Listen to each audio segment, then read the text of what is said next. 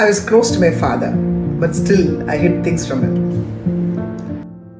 I was very close to my father. I loved him deeply. But there were perfectly innocent times where I did not want to share everything with my father.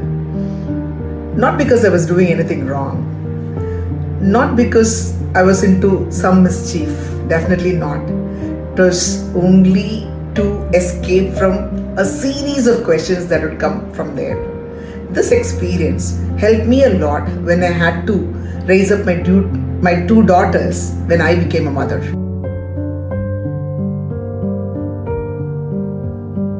I came from a small village, and their boys and girls were very different. They were not even allowed to interact with each other. After an age, even maternal cousins of the opposite sex were not allowed to talk freely. When I went to college, my world became bigger. I became the president of the Rotary Club, and in the process, I had to meet a lot of other students from other clubs, and some of them happened to be boys. I had to discuss responsibilities, I had to discuss events and plans with them. But sharing this all at home, was it possible? Definitely no. Then came one small incident. One day, my father and I had gone out together, and I started walking a little faster than him. On the road, I met one of my fellow road tractors from another college, and so I had to talk with him. My father came behind me, saw me talking to him. Too many questions. Who is he? Why should you talk to him? What were you talking to him? Why can't you avoid it?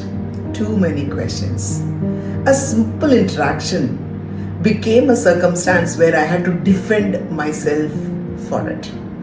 So I learned something I shouldn't have needed to learn.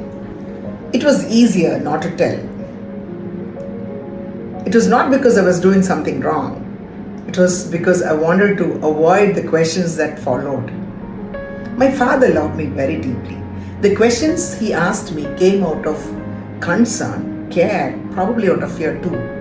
But we have to understand that the intention of a parent and the experience of a child can be totally very different. And hence, I decided to keep quiet. Years later, I became a parent.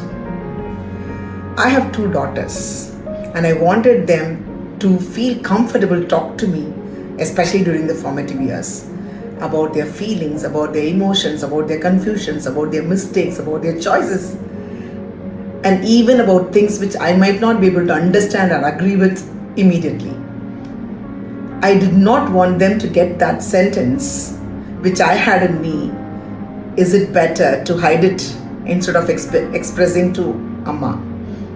I was very clear that I made it clear to them, ensured that I had that openness that they ask or they express or they share whatever they went through. But then they held up a mirror. Did I become a perfect mother who never questioned her daughter? Of course not. There were many instances where I had asked them a series of questions too. But my daughters told me, Amma, you are asking too many questions. That mattered. Now I had two choices. One, I can very well tell them, I am your mother and you have to answer me. Or listen to them and understand what they are coming to tell me. They did not tell us, don't ask questions, don't care about us. But they told, take care of us in a way that we feel comfortable to talk to you about it. This changed the entire communication that we had. Parents need to ask questions. Parenting isn't about allowing children to do whatever they want. Of course, we have a responsibility to guide, to correct, to monitor. But when we ask questions in a way that the children feel they are on trial, many a time they become less honest. So let's be careful about the questions that we ask them when we talk to them. Let them be asked in a way that we are asking to understand rather than becoming an interrogation. When it becomes an interrogation, they get into that little habit of hiding things from us. That was the lesson I carried forward. Looking back, I don't resent my father for those questions now. I understand them much better right now. He was talking from his own experience, and now I discuss things with my daughters from my experience. That experience has given me a different perspective, which I now use to talk to my daughters. So we don't have to just wash away the previous generation. We can honor those experiences. We can take our perspective from there and do things a little differently. This experience with my dad has given a perspective for me to look into and give my daughters an opportunity to talk to them in a different manner. Your children don't want a parent who never asks questions.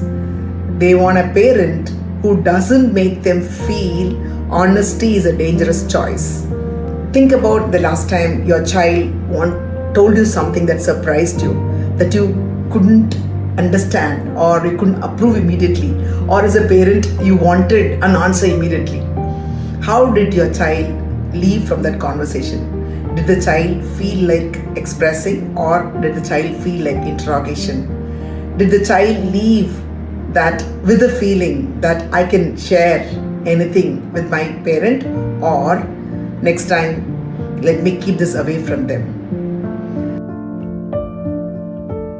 Because sometimes the most important question in parenting is not, does my child tell all the truth? It is, have I made truth the safe place for my child to share?